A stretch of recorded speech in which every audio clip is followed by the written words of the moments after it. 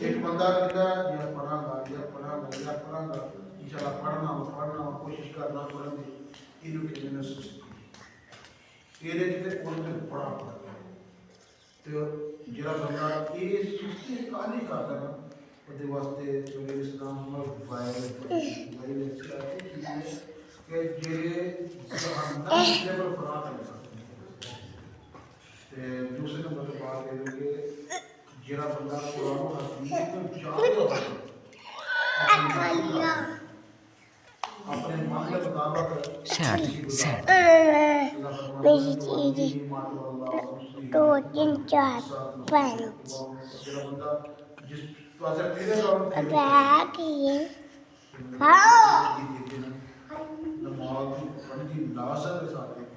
और कुरान और हदीस तो हट के जान बुझ के चलना जिन्हें पता है ना एक बंदे को पता है कि मेरा प्रचार करना सही है वो नहीं करता वो गुनाह है एक बंदे को पता है कि ईमान के पीछे सूरत फातिहा पढ़नी नहीं पढ़ता गुनाह है एक बंदे को पता है कि तो फ्रॉड नहीं करना चाहते तो फ्रॉड करना वो गुनाह है ये चीज़ जो बंदा करता है तो दिल को मोह अल्लाह ताला ने पूछ करना अल्लाह ताला को अल्लाह सारे सारे इस्लाम वो किस सवाल मुझे भी जान दे क्यों नहीं दे जो मेरी आज़ान दे ना हदीस साहब है नबी अलैहिस्सलाम के दौर के अंदर एक अज़ान और हज़रत नबी इस्लाम ने फरमाया अलैकुम बिसुन्नती व सुन्नतिल खुलफाइर राशिदीन अल महदीयीन तुसी मेरी सुन्नत लाज़िम पकड़ो अगर मेरी सुन्नत का कोई चीज़ नहीं लाती तो खुलफाइर राशिदीन की सुन्नत खुलफाइर राशिदीन कौन सा अबू बकर हज़रत उमर हज़रत उस्मान हज़रत अली रज़ी अल्लाह ताला ये सब खुलफाइर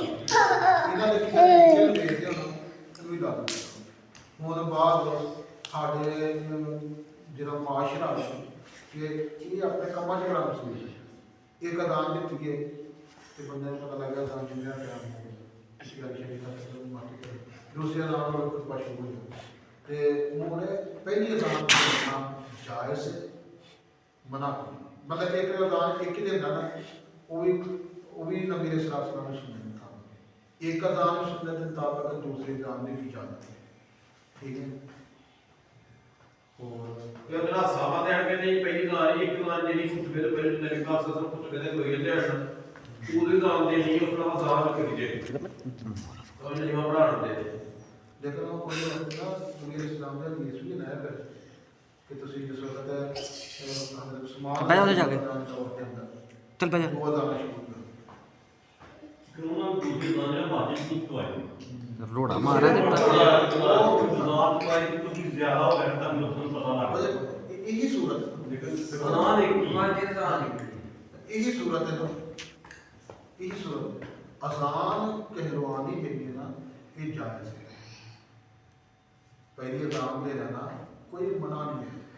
जायज़ है पर शरीयत नहीं है शरीयत बिल्कुल ना शरीयत सिर्फ एक अजान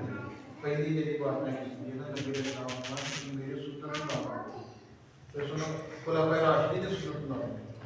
ठीक है उधर कुरान में ही दिया आ गई ना वो तबाऊ भी सादिक रज़ी अल्लाह जिन्होंने उन्होंने पैर भी की थी सहाबा दी बैठ चल के अव्वलूना चल कुछ बैठ वल अंसार व तबाऊ मैं तेरी चीज़ ही को नहीं देनी जिन्होंने ਉਹਨਾਂ ਦੀ ਪੈਰਵੀ ਤੇ ਸਾਬਿਤ ਉਹਨਾਂ ਅਵਲ मैं तेन अपने नाल भी नहीं खड़ना ਉਹਨਾਂ ਦੀ ਪੈਰਵੀ ਕੀਤੀ जा दफा जा परा ਉਹਨਾਂ ਦੇ ਵਿਰਾਦ मैं भी तेरे पुत्र नहीं बनाना ਇਹਦੀ ਇਜਾਜ਼ਤ मैं भी तेन अपना पुत्र नहीं बनाना ਇਹਦੀ ਇਜਾਜ਼ਤ ਤੇ ਮਨਾ ਕੋਈ ਨਹੀਂ फिर आंदा मैं तेरी गल मनना वा ਜੇ ਅਗਰ ਮਨਾ ਹੁੰਦਾ नहीं तो मेरी गल मान ਸਹਾਬਾ ਕਿਰਾਮ ਇਤਰਾਜ਼ नहीं तो मेरी गल मानता ठीक है ਜੇ ਮਨਾ ਹੁੰਦਾ ਤੇ ਫਿਰ ਹਮ ਉਮਰ ਦੀ ਲਗਾ ਕੋਲ ਆ ਗਏ ਇੱਕ ਬੰਦਾ ਆਇਆ ਨਾ ਮੇਰੇ ਸਿਰ ਹੱਥ ਤੇ ਉਮਰ ਦੀ ਲਗਾ ਆ ਕੇ ਰੋਈ ਜਾਏ ਕਹਿੰਦਾ ਅੱਲਾਹ ਅਮੀਰੁਲ ਮੁਅਮਿਨੀਨ ਜੀ ਤੁਸੀਂ ਅਬੂ ਮੂਸਾ ਅਸ਼ਅਰੀ ਰਜ਼ੀ ਅੱਲਾਹ ਤਾਲਾ ਇਹਨਾਂ ਨੂੰ ਗਵਰਨਰ ਬਣਾਇਆ ਸੀ ਤੇ ਇਹ ਮੈਂ ਸ਼ਰਾਬ ਪੀ ਲਈ ਤੇ ਇਹਨਾਂ ਨੂੰ 80 ਦੁਰਹਮ ਮਾਰੇ 80 ਦੁਰਹਮ ਮਾਰਨ ਤੋਂ ਬਾਅਦ ਮੇਰਾ ਮੂੰਹ ਕਾਲਾ ਕੀਤਾ ਤੇ ਸਾਰੇ ਪਿੰਡ ਦੇ ਅੰਦਰ ਫਰਾਇਆ ਸਾਰੇ ਸ਼ਹਿਰ ਦੇ ਅੰਦਰ ਤੇ ਲੋਕਾਂ ਨੇ ਕਿਹਾ